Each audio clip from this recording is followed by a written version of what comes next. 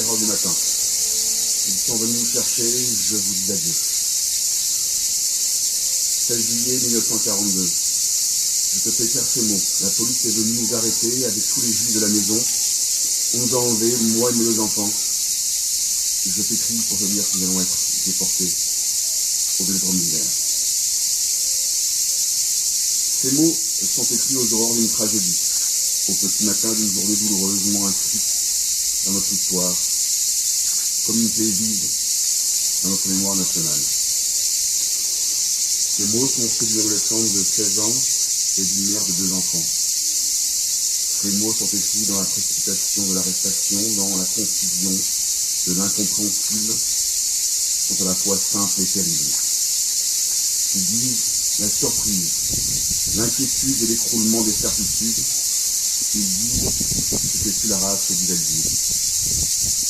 L'irréparable commis par l'État français contre des femmes, des hommes et des enfants qui avaient fait confiance à la patrie des droits de l'homme.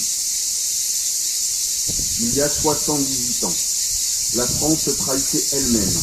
La police française, sur ordre de l'occupant, emmenait sans distinction les hommes, les femmes et même les enfants. Ils n'étaient coupables de rien. Mais ils furent traqués, arrêtés, enfermés au Vélodrome d'hiver et à Drancy. Avec le régime de Pétain, la police criminelle de l'occupant avait trouvé un auxiliaire zélé. Dans Paris et sa banlieue, 13 152 personnes ont été rappelées. Pour eux, l'horreur commençait.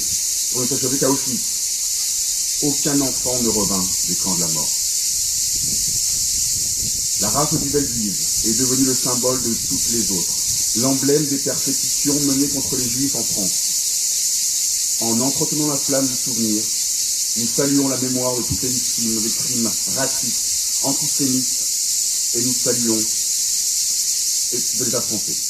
Nous pensons également aux populations ziganes, homosexuelles, handicapées et à tant d'autres. Lorsque l'humanité semble s'écrouler, des héros anonymes se prêtent pour la redresser. Ce jour-là, des Parisiens ont sauvé des centaines de personnes. En maints endroits de France, des familles et des gens ordinaires ont accompli l'exceptionnel en cachant et en sauvant les vies de la persécution.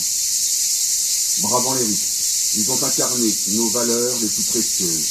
Ils sont, anonymes ou révélés, des justes parmi les nations. Cette journée nationale leur est aussi dédiée.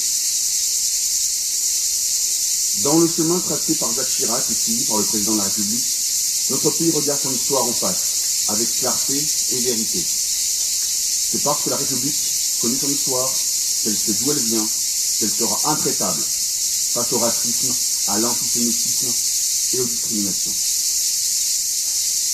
2 dangers nous guettent et doivent sans cesse être combattus. L'oubli et la haine. Parce que l'oubli mène à l'indifférence, parce que la haine mène à l'affrontement, nous devons opposer à ces mots la vigilance, la connaissance et la transmission. Il y a des combats pacifiques à mener contre le négationnisme, le révisionnisme et le complotisme.